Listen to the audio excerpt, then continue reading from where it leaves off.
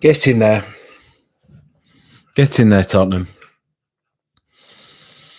Right. Going to give this a minute or so to pick up, get a few more people in, and then I'll kick things off. But lovely. 2 wins in a week. 2 wins in a week. Get used to that. Just check the microphone is all good. Microphone. Hello. Yes. Give it another 30 seconds or so, and then I'll get things going. Just making sure I've got everything.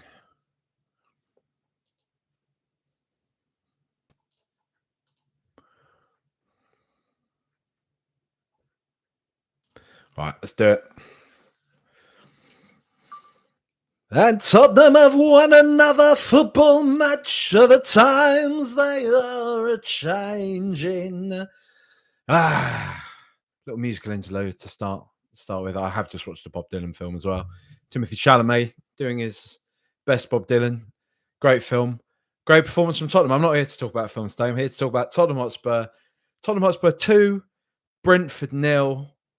Our first win in the Premier League away at the G-Tech Community.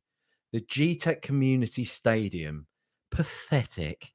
They didn't really do anything today, Brentford. I'll say that up front. Mbeumo, wonderful player. Apparently, I was sort of saying fancifully on Twitter, we should be all over him. And someone said, mate, it's world's worst kept secret that he's basically heir apparent to Mo Salah at Liverpool. So maybe that's some sort of ITK. Stands to reason. He's a brilliant player. But what a performance from Tottenham. Grinded that one out. Wasn't the prettiest. Wasn't like the best. I mean, the second goal was lovely, but wasn't the prettiest performance. But Brentford are a tricky outfit. They're a good side. They're a hard-working side. They're a well-organised side. They're a well-drilled side. Got some good players. Mbeumo, Wissa, Damsgaard, all very, very good players. But we did the business. Just a solid, very good performance. And one thing I did want to say, and I'm glad that it's not coming from me first. Lee has said in the comments, 1 game without Dragusin, and we look better, and 1 with a clean sheet. Noticing with the little kind of, the thinking face emoji. Ben Davies, I put out the most Times New Roman positive Ben Davies. It was after the Europa League game where I just said, give this bloke a new contract with a picture of Ben Davies, right? And this isn't me saying this guy's the best defender in the world, right? But for whatever reason, I can put time and effort into thinking of a gag or a joke or something and put it out there. 2 likes. I simply say, give this guy a new contract. And I'm talking hundreds of replies, basically all calling me a nonce because I've said to give Ben Davies a new contract. I'm not saying make him like the cornerstone of our defence. What I'm saying is, for what he is, a 4th, 5th choice kind of centre back, come left back, he's fantastic. Loves the club. Is a really good player. I'm sorry, his skills are completely maligned to a ridiculous degree. He's a solid, very good player. And I will say one of the man of the match today. Literally one of the men of the match, if you like, player of the match. Can't say anything these days. One of the players of the match for me comes in, does a job whenever he's called to do so. Yeah, he's not Mickey van der Ven. Yeah, he doesn't have that explosivity. Yeah, he doesn't allow us to play in the way that we ideally would want to. But what he does do is play solidly. Passes. I mean, his passing is lovely. I'm sorry. Ben Davies's distribution of the ball is very, very good. It's not even just a case that like, oh, he's all right. It's very, very good. He's a good player. Like, he's a very good player. He would go into most other Premier League teams. I mean, I would say Premier League teams below us, but that doesn't really say much at the moment. But in in the real, if we consider we're like a sort of sixth, seventh place team, right? Anyone below us probably makes a space for Ben Davies. And he's a good player. This pod isn't going to be all about Ben Davies, but I feel an air of vindication about this because he was fantastic today. Archie Gray, fantastic today. We were just solid. We were like just solid for once. We played just quite smartly. It was just a really good, composed performance. Like we can't underestimate how much confidence the midweek game would have probably given a lot of these players. And I know there was kind of a lot of, I mean, I'm myself, I was kind of groaning a bit when we didn't even, Ange said before the game that Mickey van der Ven's minutes would have to be managed, but he was still likely to feature today. Ange did say that pre-game. And then obviously come match day, Mickey van der Ven is nowhere to be seen. And everybody's a bit worried. A lot of people are saying, people sort of in the know, if you like, have all said it's not a fresh injury. Nothing, I think Michael Bridges, Sky Sports guy, put this out on Twitter saying, from what they understand, it's not a fresh injury. It's just simply a case of managing his minutes, keeping him as fit as we can. And so there's that bit of worry about it. There's that bit of worry. But Ben Davies has come in alongside Archie Gray in the defence.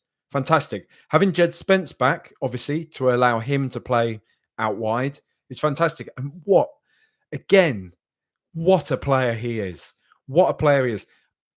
Let's just get over the blame game. Who didn't play him? Why didn't we do it? Whatever. He's playing now and he's here and he's beautiful. Like he's brilliant. He's a brilliant, brilliant player. He's so good. I actually think he's got the lot. Like I genuinely think Jed Spence has the lot. It should be the question for me is where does Jed Spence fit in? It's who plays alongside Jed Spence out of Porro and a doggy. Like that's the question. For me, it's a doggy. Just saying, but as in plays alongside him. It's just good. It's good. Like how weird does it feel? We've only won 7 times, 8 times now, but before today, 7 times in the Premier League this season. Stinking pig form. And I believe, let me just check the Premier League table. I think as I did in my pre-match pod, I believe we are now 10 points clear of the relegation zone. And yes, there's a long way to go. Yep, 24 points. So we're 10 points clear of Leicester now, right? I know we're not at the magic 40-point mark and all that type of thing, but you would kind of feel like we're just exiting that. You know what? It's not just about points. It's not just about the difference between us and Leicester or Ipswich or Southampton or Wolves or Everton or anything like that. It's the fact that with this amount of pressure on us, and we'll get to Sky Sports, I'll get to talking about Sky Sports, but with the pressure on us right now from all angles, from the fan base about Daniel Levy, at Ange Postecoglou, at the performance levels, at many of the players, from the media, from other fan bases, the amount of pressure on us to go away to a club like Brentford. And I say a club like Brentford because, yeah, it's not going to Anfield, but at the same time, Brentford are now a comfortably established Premier League side. They're a solid Premier League side. They're a solid mid-table and above side, in my opinion, with some really good players and some really good players that can hurt you. And don't forget I believe, I want to say, maybe I'm getting this wrong, but I believe the highest scoring home team this season so far. And we've kept a clean, not only have we kept a clean sheet there, we've basically controlled them quite comfortably, kept them at bay, and won the game. And for a team that hasn't been able to buy a win for love nor money, as I learned in the last podcast, that's pretty good going. And I'm pretty buzzing about that. Again, like I don't really want to go over like where we've been up to this point. Yeah, but for now, again, I want to stay in, and I was saying this after the Elfsport game the other day. I just kind of want to stay in the happy place.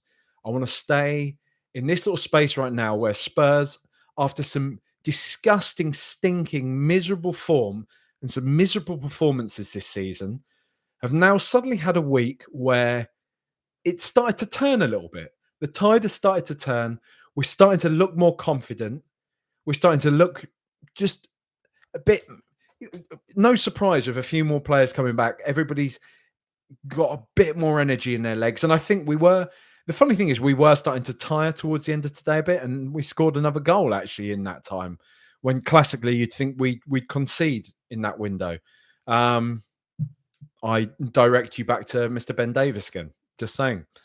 Um, Can I? I really do want to say Ben Davis. I think he was brilliant today. I really do think he was brilliant. I don't. I cannot. I cannot wrap my head around the ire he receives. I get. I get it. I get that he's not Mickey van der Ven, but at the same time, he's a good player. And I know he's a young player and all this type of stuff. But just look at the performances of Radu Jagas in the past few weeks, and please, you got to tell me, like, that is, we say we need to buy better. We need to buy. That's what we were hopefully doing with a player like Radu Jagerson. Spent upwards of 25 mil or so on him, right? You look at how much he has struggled to adapt to this system, to and the reason why I make this comparison, I do want to say, it's not just to dig Dragusin out, but people will say, well, the thing is, Dragusin, really, his attributes, his physicality, it isn't very well suited to what Ange Postecoglou wants from a defender. Are you telling me that Ben Davis is either? But Ben Davis is still making a fantastic job of it. I've got to stop talking about Ben Davis. I'm sorry, but I don't really want to. I think he's brilliant. I think he's a brilliant player. Brilliant player, good bloke, loves the club. Come on, you can't ask so much more, man. You can't ask so much more. A guy that will sit on the bench for 10 games at a stretch and be fit and dependable and good when he's called upon to put in a performance. No leaking stuff to the press, no moaning, no sitting there sullen-faced, just always there. From everything you hear from within the club, from Sonny, from young players, he's a solid bloke that people can depend on, people look up to. You're telling me you don't want that? You're telling me you want to bin that off just for a punt on some rando? Nah, man. Nah, not for me. Not for me. Keep him about the place. He's not even that old. I think, I want to say, is he 32, I want to say, which isn't elderly. 31 years old. I mean, come on, get over it. I was saying I was going to have a moan about Sky Sports. That one was for you, lads. That one was for you, especially for Micah Richards and for Jamie Carragher, who, I get it, right? Yeah, you have a laugh on CBS and everybody loves you and whatever. And it is quite funny at times, but also, like, also just this kind of like this, let's jump on Spurs because we're oh so conscious of seeming like the lads on Twitter. And that is entirely, for me, what Jamie Carragher has become. Like, I actually quite like when Jamie Carragher and Gary Neville both sort of started to break through, 10 years ago now? Probably a bit longer, 10, 15 years ago or so, as pundits. People found their approach refreshing because they were obviously players. They'd been there, they'd played the game, but also they kind of spoke pretty knowledgeably, pretty rationally, pretty sensibly. And I think everybody quite liked the pair of them. The past few years, my take on it is I think Neville and Carragher both are just rattled by the popularity of the bedroom broadcasters, the YouTubers, the podcasters, all that type of thing. And they're so caught between wanting to seem like they're hyper relevant, like ultra relevant, they're sort of wanting to sort of almost secure their legacy beyond people who saw them play. So to say, like, younger Gen Zs and then Gen Alphas after that, they want to kind of invade this space of being somewhere between a broadcaster and being somewhere between like a bantery YouTuber. And and I don't really mind it. They do those kind of like they do give people a bit of a leg up. They do. I can't even remember the name of it. The show that Flav from the Fighting Cocky always goes on to, the one that they do with Sky Sports, where they basically get all the YouTubers and that in to sit down and have a talk with them. And I don't mind that. I don't mind that because you're kind of giving people a platform in a space where everybody knows exactly what it is. I know people get very tetchy when you see like a YouTuber or whatever show up on a say normal Sky Sports program. What are they on there? I don't want to watch them. But when you create a space where it is explicitly about broadcast meets kind of online whatever journalism in a comfortable space, that's fine. And I don't mind them speaking maybe in a slightly flippant fashion. If you've got Jamie Carragher there talking to somebody like Flav and he says something about Dr. Tottenham or whatever, fine, fair enough. That's the playing field, and I get that. When you got Jamie Carragher on national television, though, when you got Jamie Carragher, who's supposed to be like a broadcaster, sitting there going on about Dr. Tottenham, and you've got like, Micah Richards just saying whatever it is to kind of, to just ingratiate himself to the popular opinion, which is at the moment to just dig out Spurs. I just think, why don't you just piss off? Like this is supposed to be your job. You're getting paid hundreds of thousands of pounds a year to sit there and have a conversation. And you're just sitting there mugging the club off. You're sitting there joining like the popular kids at the back of the bus. Oh, let's all have a dig at Tottenham. But it really is that it? Like, it. And I know it seems tetchy. I know it seems like one of these things, but again, I do come back to the point that like this sort of stuff seems to be just reserved for us. It seems to be somehow acceptable to just jump on this whole kind of culture of like, let's just dig out Spurs. See also Leighton Orient's manager, who's felt so emboldened to make some point about Ange Postecoglou or whatever, despite the fact that Orient and Spurs have had a long-standing, really good relationship with one another for years. Right now, two of Orient's best players are Tottenham Academy players who are playing out their skin for you, and yet you feel the need to go on whatever. It might just be internally Leighton Orient stuff, and it blows up in the way that stuff on the internet does. But still, that culture is coming from somewhere, right? That culture of like, let's just jump on Tottenham. And I really do think like, and I know people say you're just being tetchy in this, but I don't think so, man. I think there's another level to this. I think you can go on and you can say Tottenham have been in bad form, and you can sit and you can analyze why Tottenham have been in such bad form, because that's your job and that's what you're there to do as broadcasters, to sit there and have a giggle and a laugh and to basically talk about memes on the internet in that sort of space when you're getting paid all that money. Do one, man. Like it's tedious and it's really boring, and it's just, there's enough of it. There's enough of it from rival fan bases. And I think to the likes of like Carragher, to the likes of Richards, don't you have enough? Like, don't you have enough already? Like you're already a highly paid, respected, really, for the most part, broadcast journalist, former player, right? You know, just like you don't need to be one of the banter lads as well. You don't need to be there simping to try and get it clipped up and stuck out on Twitter and stuff, or wherever, Instagram afterwards, so you can own that space as well.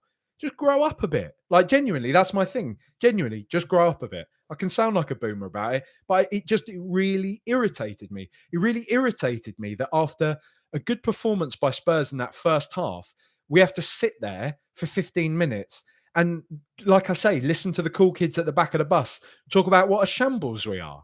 And it's like, but can't we focus on this game where we're actually doing all right? Where we have to sit and listen to Dr. Tottenham jokes and shit. I don't know. Do one. It's just boring. It's just boring. And I think the producers have a greater responsibility here to be like, lads, come on. Like, let's try and be a bit more serious about this sort of thing, shall we?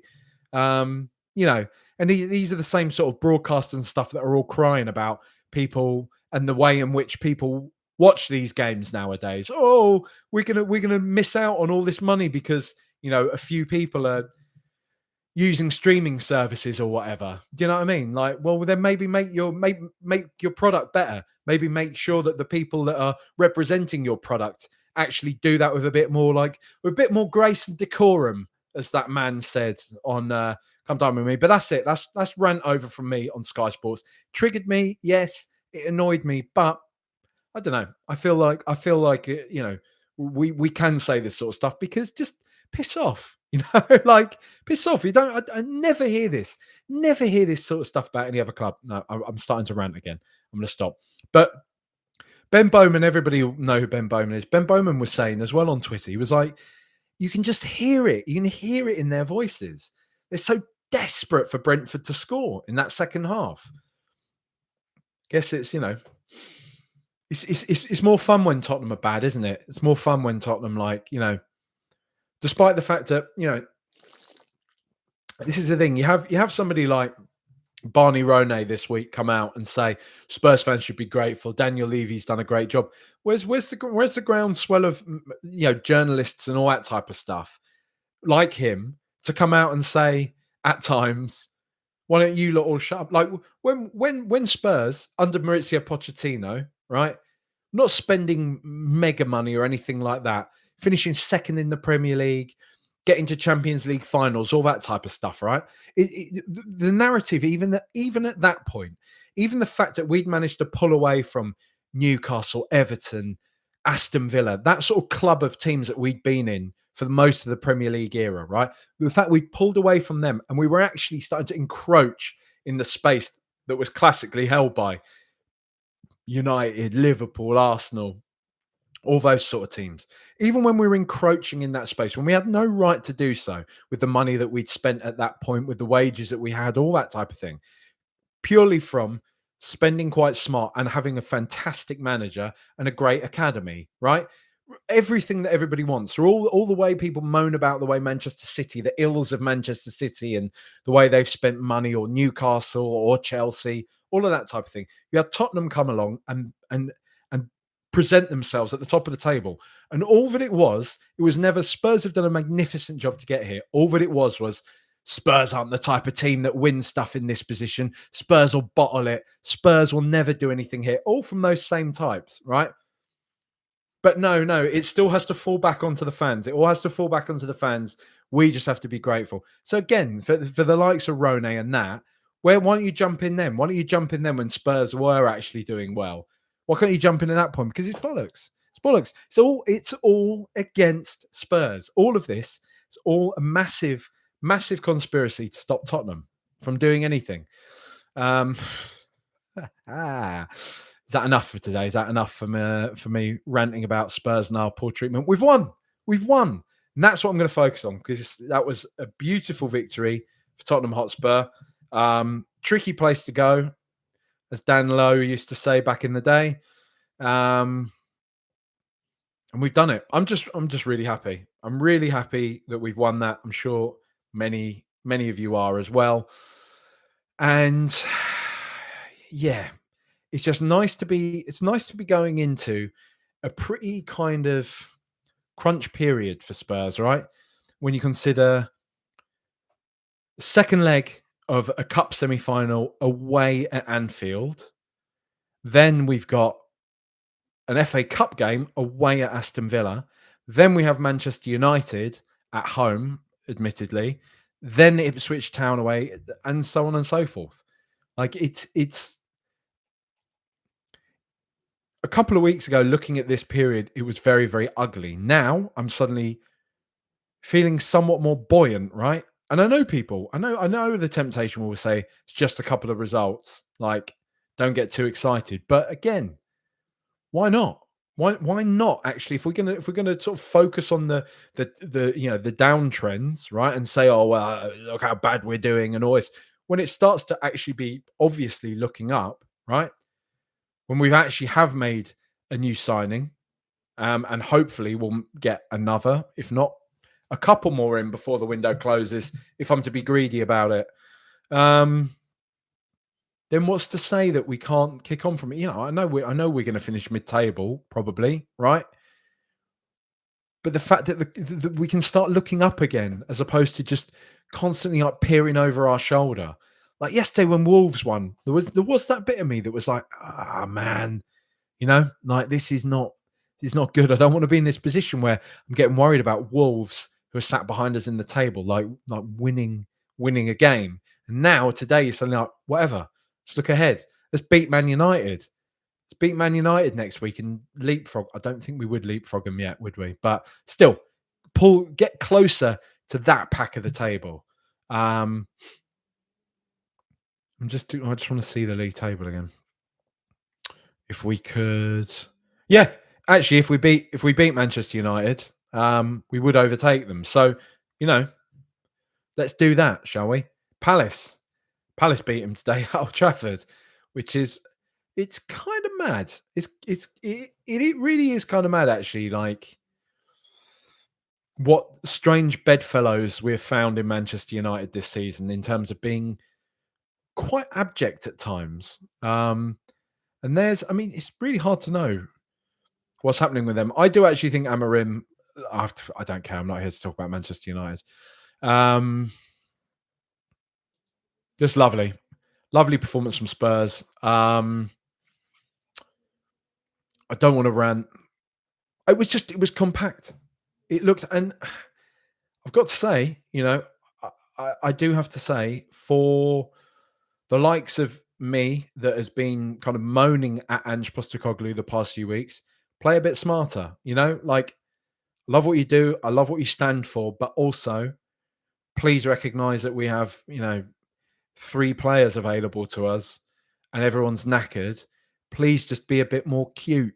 Please just play a little bit more smart. And I think he has done. I think he might. If you asked him, have you backpedaled a bit on your principles? He'd be very affronted by that. But I think we can all say he probably, like, today we weren't that expansive. Today we weren't like gung ho. We were playing smart. We weren't sitting back. I think we. No, I don't think we were sitting back. I'm not going to say we were sitting back, but I would say that we were comfortably containing Brentford, and we were very conscious of Brentford. But I don't think we didn't ever resist from committing bodies forwards. Let's say that. We weren't lumping it upfield to Richarlison, hoping he could do something with it. We always still attacked as a unit, as we're used to seeing under Ange Postecoglou. When the opportunities would arise, we would commit as a team, as a unit.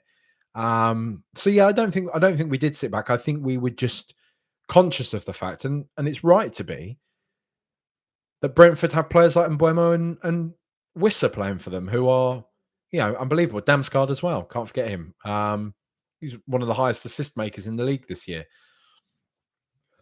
Beg your pardon. So, all in all, good performance from Spurs. Great performance from Spurs. Great performance from Spurs. Great result.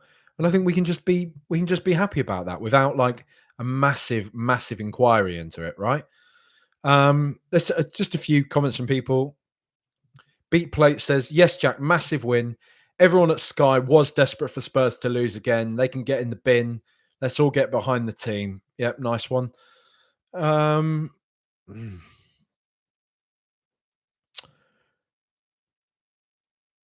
Hacker says hallelujah.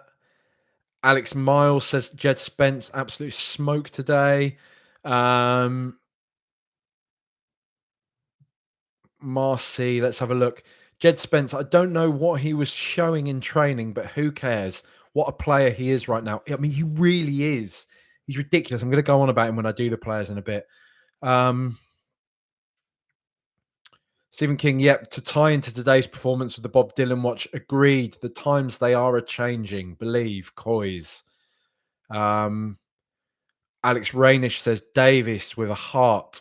Stephen King says, hit the like button, folks. Yeah, I agree. Errol Diet says, 2 clean sheets in a row in capital letters. Definitely.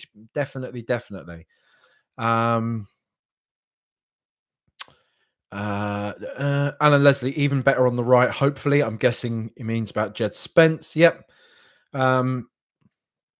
Charlie Peters, we're staying up and we're in 3 cups. I love that. I got to say, mate, I did love hearing that from the from the away end. We are staying up. Look, as I get older, I simpler pleasures amuse me nowadays, right? And I don't have to pretend that they don't. I thought it was very good. Josh Sant, revel in the happy place while we've got it. May well be gone come Thursday. Look, yes and no.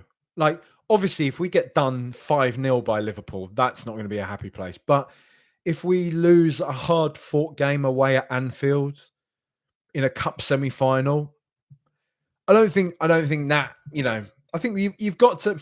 The thing is, regardless of the context of this season, you also have to be somewhat realistic, right? And there are very few teams in the world that can go to Anfield in such a fixture and get a result. It's a huge game, and it will be glory. We did our bit beating them at the Lane, and that's fantastic credit to the side. That's fantastic credit to Ange Postecoglou. It's one of the best performances I've seen under him. Yves Bissouma that night was unbelievable, I thought. And if we go to Anfield and we lose, that's just, that kind of happens. And yeah, I know people might say, you're the reason this club wins nothing. Yeah, okay, all right. But still, obviously wonderful if we win at Anfield. Not many teams do, especially not in cup games. I don't think that takes us out of the happy place. George Richardson says, nice sweater. It's actually like a t-shirt. It's Billabong, but it's like it's sort of woven, nice material. I like it. DOS23 says the commentary was horrendous. Ezio Auditori says simply a solid win. That. Yep. HS, when Moore got double palmed to the ground in the box, the commentator said, strange tackle that. Yes, it's called a foul. Yeah, they do. Like, it's, it was a bit weird that did sort of wind me up a bit.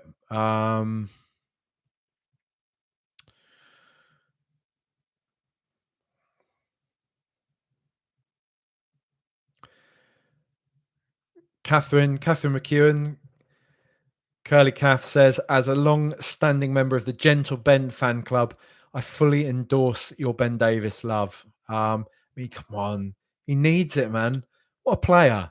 What a player. He was an absolute rock today. He really was. He's just...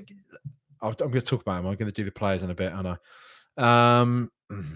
Agency Panic says, one question. Why always Alan Smith? I have no idea, mate. I genuinely don't know. It would be like if every time Arsenal played, they just wheeled out Darren Anderton to just do the commentary for them. A similar kind of like monotone, nonplussed kind of character who clearly has a strong allegiance to Tottenham Hotspur. Why do we get Alan Smith every single time? Because the thing is, he doesn't hide it either. He doesn't hide how much he dislikes Tottenham. It's really irritating, but there we go.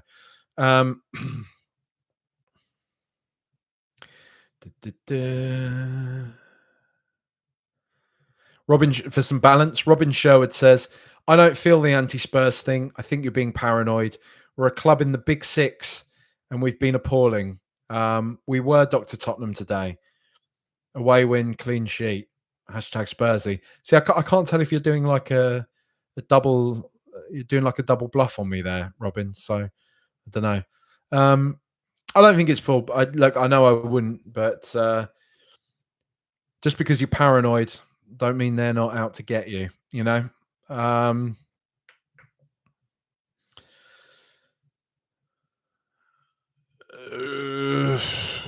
Archer says we need to kick on from here and consistently win.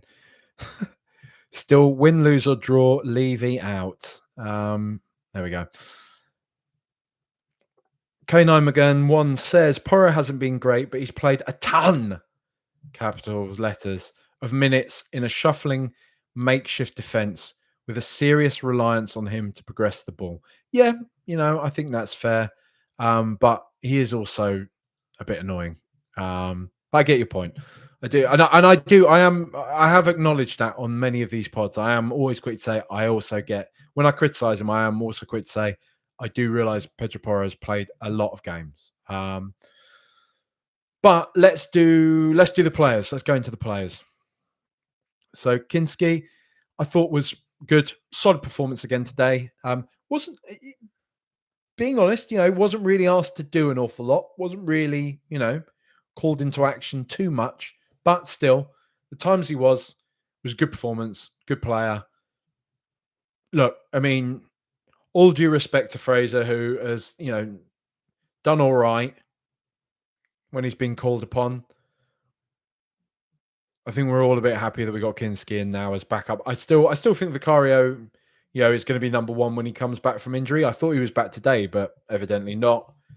But Kinski's good player for the future. Like him a lot. He's actually going to be proper competition for Vicario now. Vicario, who I imagine will be in full acknowledgement of that and be upping his game accordingly. And that's what we've lacked. That's what we've lacked at Spurs for quite some time.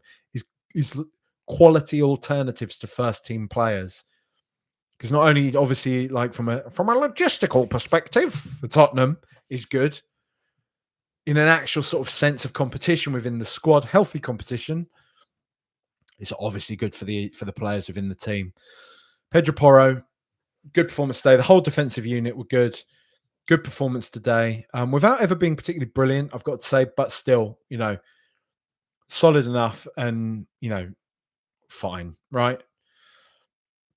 Archie Gray, just you run out of words. You run out of words for that lad, don't you? All the podcasts this week were basically saying the same line, which is you forget he's 18 years old. You think he's like a 32, 33-year-old seasoned veteran. And it's true. Like you would. But he's a lovely player. He's a brilliant player. So glad he's ours. So glad we got him. Let's just hope we can hold on. I'm not going to bring like negativity to this, but the thing is like when players are that good, it doesn't take long for bigger fish to come knocking, right? So we just got to hope that we can grow with him. That's what you want to see. You want to see Spurs grow from this point with him and stay a good, very good team that he wants to stay at and he wants to represent and wants to go on and be club captain and have a long and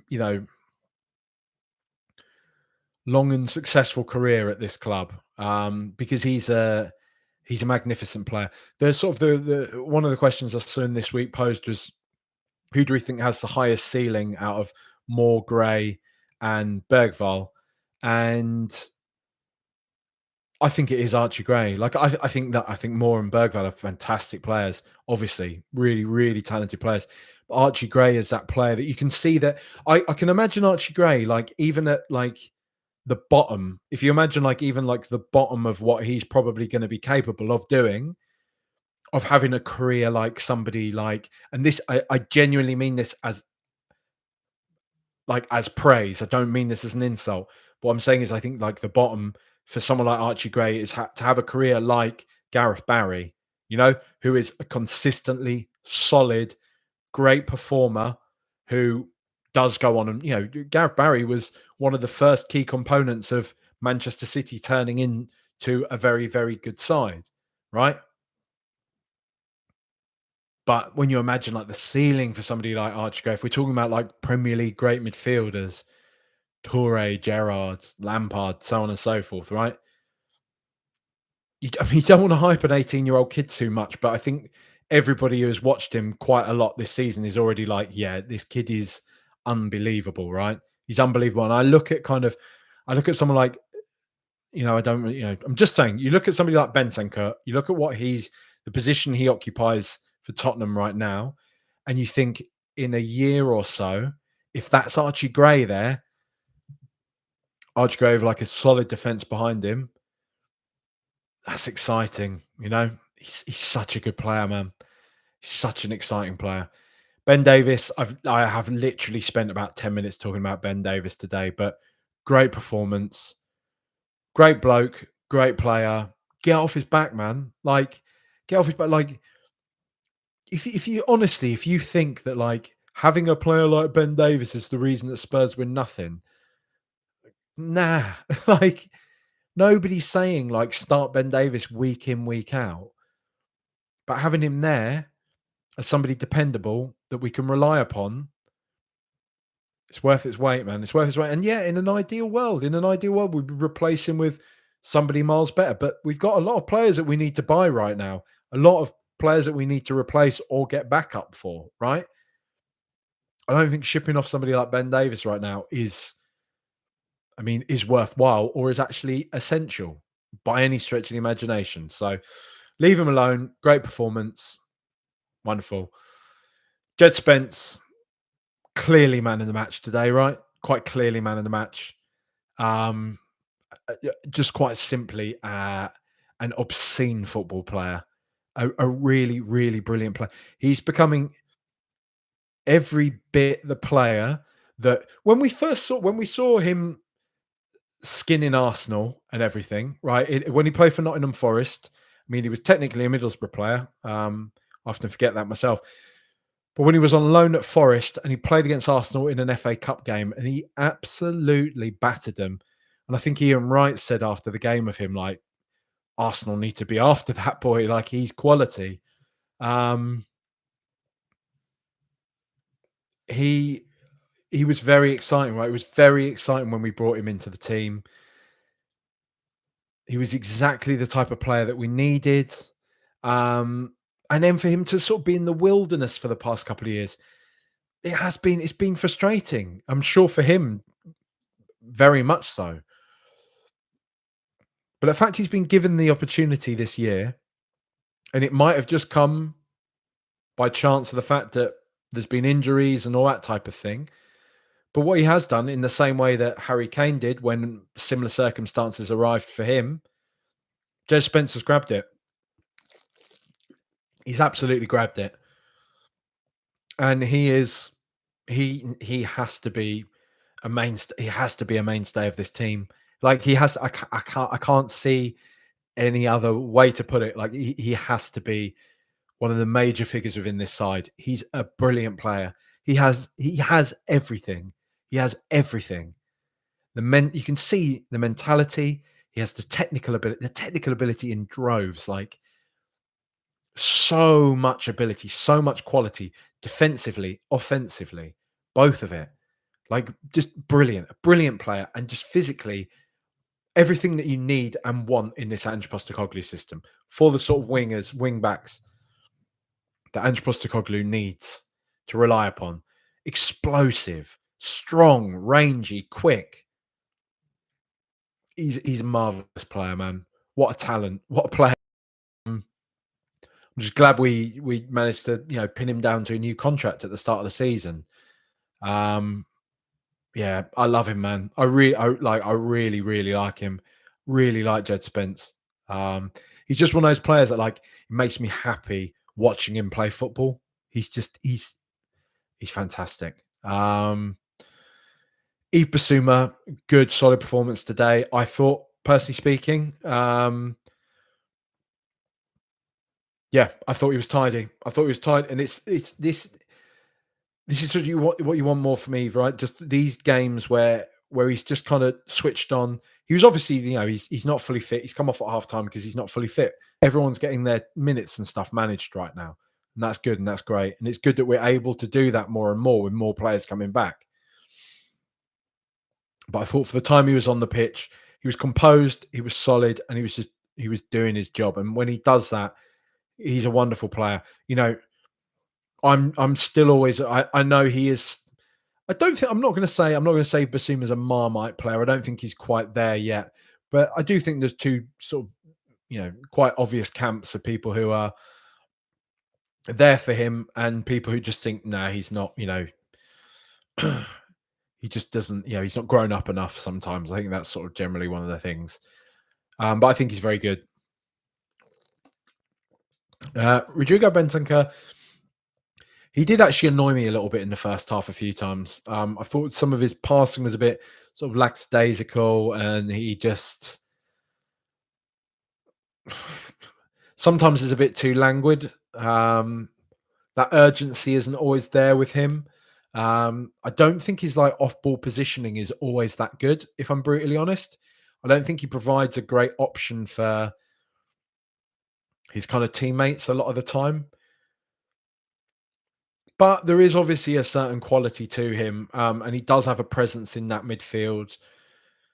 He's like, he's a big guy. He's a big guy. He's a rangy guy. He's solid, and he does work hard. I do. I'm like saying he's languid in the respect that, like, when he's in possession and stuff, he's quite casual, and I know people quite like that. And I think in the past I've even said I quite like that almost like Berbatov type vibe about him. But I do think he does still work hard. I don't think he's a long term. I don't think he should be seen as like a long term kind of thing for Tottenham. Really, I would like to see Archie Gray occupying that position in time, but for now, whatever. Mikey Moore following up his midweek heroics with a decent performance. I do think days like today, like the Premier League's it's a different game, and I think Mikey Moore is obviously bright. He's obviously very talented, and he is a handful for opposition players, but he's still a 17-year-old boy. Like, and I just think at times today, the opposition were a bit kind of wise to him at times, and also just kind of outmuscled him a bit. But he's 17 years old, right? I get that. I'm not casting like a far sweeping kind of thing over Mikey Moore. I think he's a fantastically talented, very exciting young player. I just think sometimes days like today, I mean, he has played in the week, to be fair to him. So also you got to acknowledge that. But I do just think sometimes days like today are a bit like, this is just a reality check, just in respect that, like, you can't, this kid isn't ready for week in, week out football yet. He's not. What this kid is great for right now is giving him minutes, getting him used to this, whilst we have players who are older, more experienced, and what have you at this level, still occupying the places in the starting 11 ahead of him. But good things will come in time, right? He's obviously very talented. Dejan Kulusevski, a good performance from him today. I thought just a solid, like, again, never really spectacular, but still a solid, good, strong performance from Kulusevski. Again, obviously, I think our formation is sort of fluid, isn't it? But I think at least his sort of starting position, or his anchored position, if you like, was a more central role. Um, and he doesn't stop working. We all know that about him. He is that warrior on the pitch. He's such a physical presence and just technically fantastic. Still our player of the season, I think. There's a lot of calls lately for Archie Gray to be sort of seen as our player of the season. For me, it's still Kulusevski, really. But I don't need to battle between two of our great players, really. If they're both playing wonderfully and there's a conversation to be had, then that's great for Tottenham Hotspur. But yeah, a good performance from him today. I love him, man. He's just one of our best players, and he's wonderful. Sonny, dangerous in spells, whipped in a few nice little crosses. He's obviously very tired. I think there's a few times when there's tells with Sonny.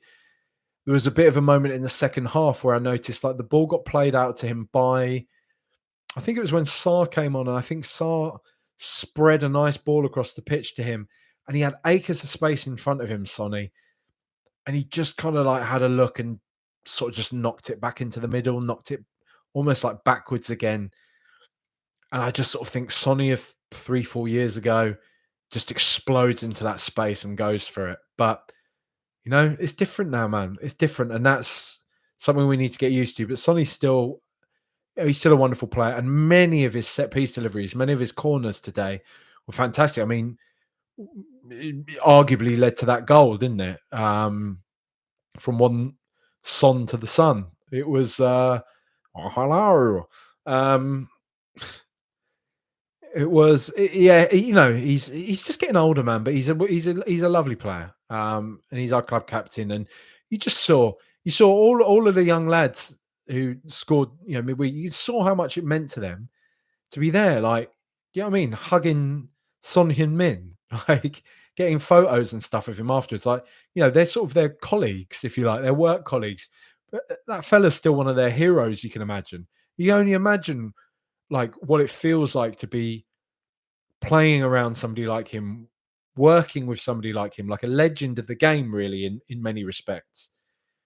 And again, we can't overlook those sort of, I mean, I was going to say like intangible qualities, but it's a very tangible quality.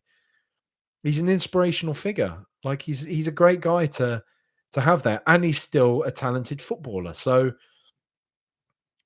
I still kind of feel like, Sonny is the sort of player that if we are to get something against a team like Liverpool away at Anfield, then Sonny's the sort of player still.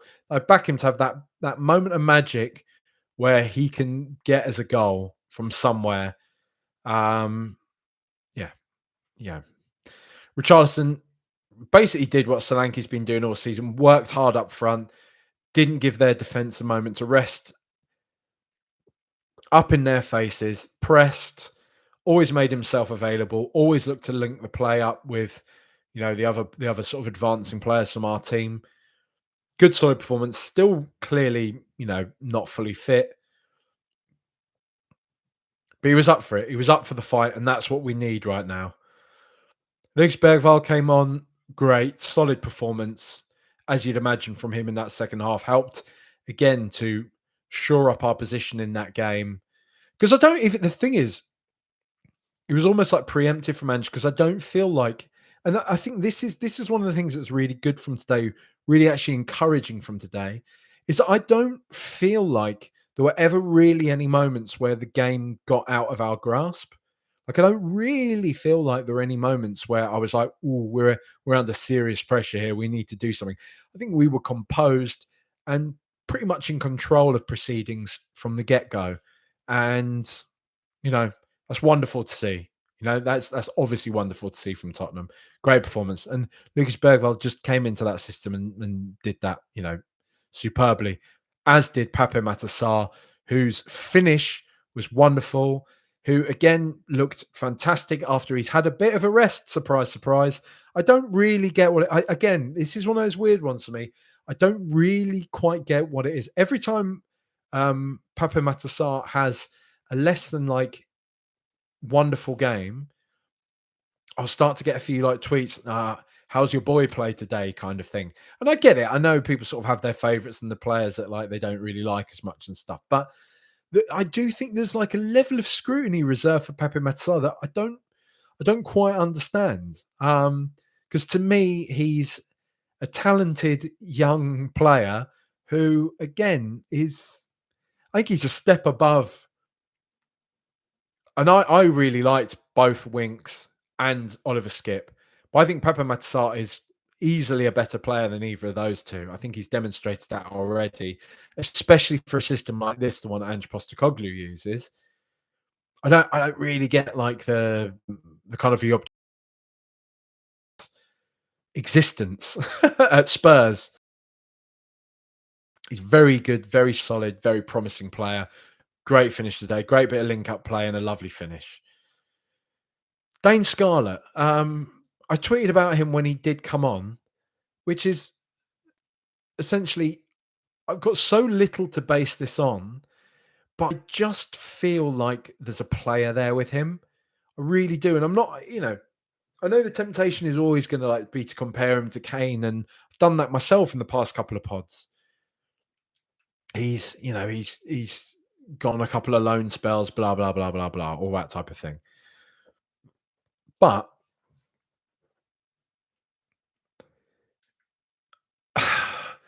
I don't know if I was to sort of qualify my point.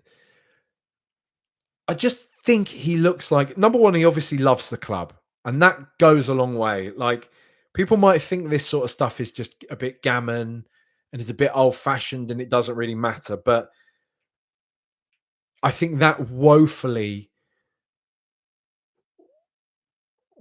just misrepresents what football is, right?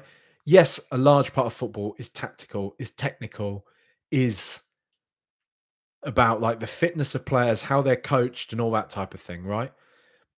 But to deny that there is a layer there of just something that you can't quantify through a metric, which is just, and I'm going a bit interstellar on this, but it's just is love.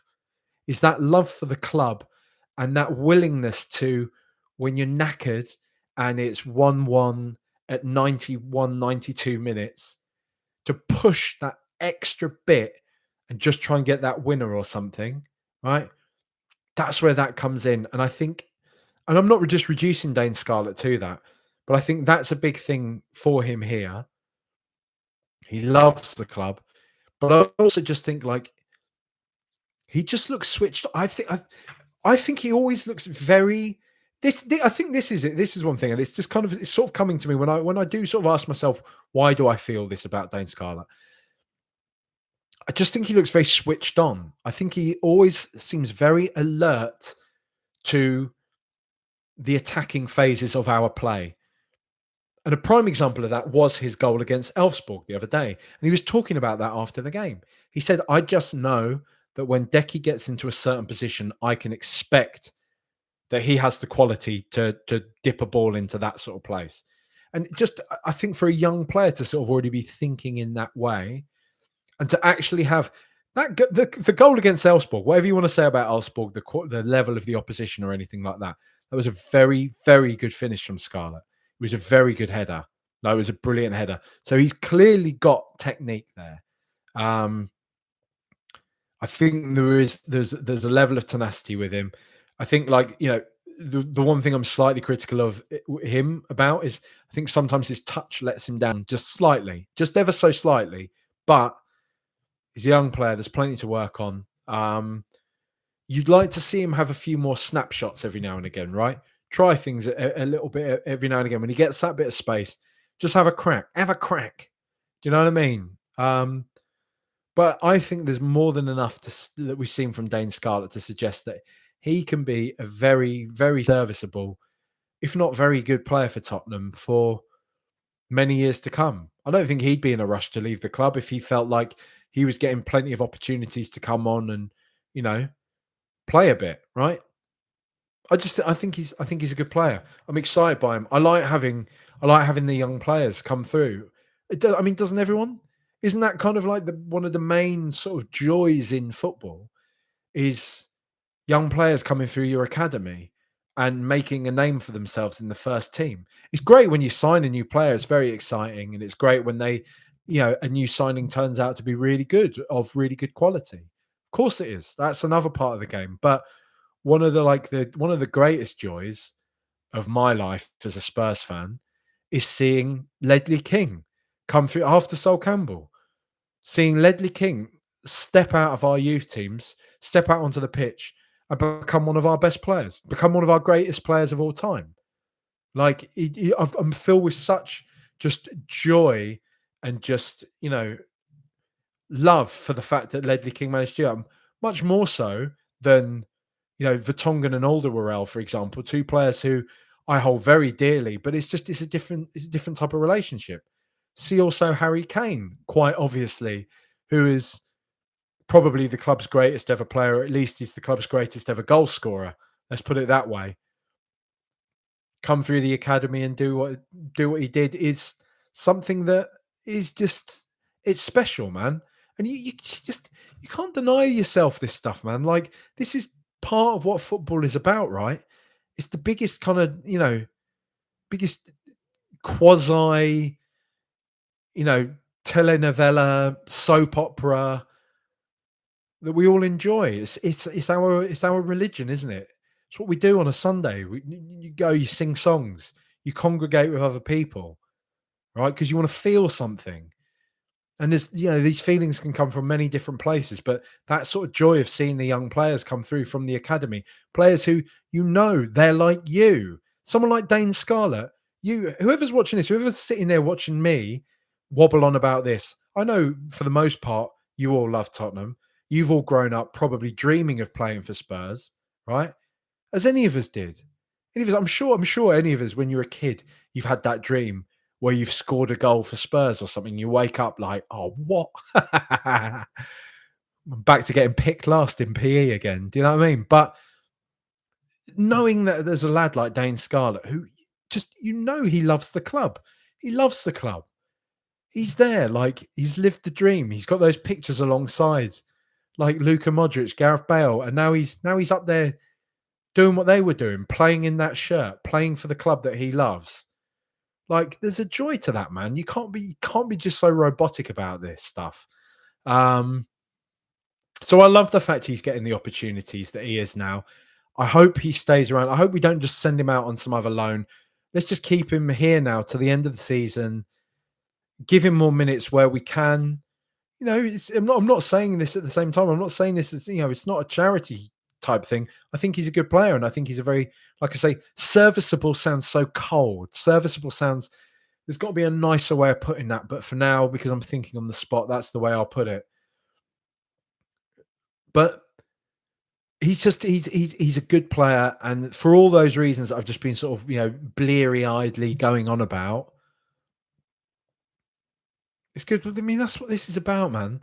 That's why I watch this sport. Watch bloody things like rugby or golf and stuff. Because don't know, I don't feel that same. Like Mauricio Pochettino said, it's a passion. Without football, it's passion. It doesn't exist. This type of magic, and that's what it is. Yeah, I've bleated on for enough for one day. Another one. If you do want to listen to more of, I'll tell you what, here's another thing on my YouTube. So anybody that did used to, I spoke about my animations and stuff on the last pod. Anybody that remembers back in the day, and it's going back a while now, all my little animations I used to do, I sort of got, I got the creative impulse this week. And I thought, because of all these platforms introducing shorts, TikTok sort of relies on shorts, YouTube's shorts, Instagram reels, all that type of stuff. I thought, well, maybe I don't need to do sort of 6, 7, 8 minute animations that take me weeks and weeks anymore. Maybe I can just do 30-second, 40-second little animations, stupid little things, little sketches with a punchline and whatever.